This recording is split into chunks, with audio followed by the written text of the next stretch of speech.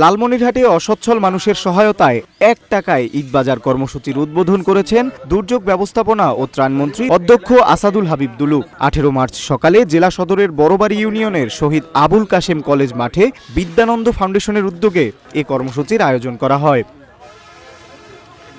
কর্মসূচির আওতায় ৫১০ জন বিধবা নারী নামমাত্র ১ টাকার বিনিময়ে চাল, ডাল, চিনি, সয়াবিন তেল, আটা, ময়দা সহ নিত্য প্রয়োজনীয় খাদ্য সামগ্রী এবং ঈদ সামগ্রী সংগ্রহের সুযোগ পাচ্ছেন।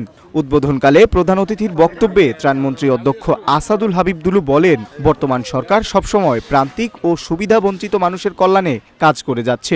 ঈদের আনন্দ যাতে সবার মাঝে সমানভাবে ছড়িয়ে পড়ে সে লক্ষ্যেই এ উদ্যোগ নেওয়া হয়েছে।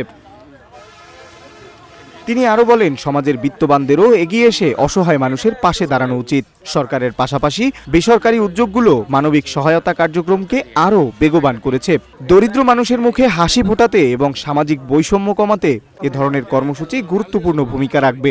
ভবিষ্যতে এ ধরনের কার্যক্রম অব্যাহত থাকবে বলেও তিনি আশাবাদ ব্যক্ত করেন।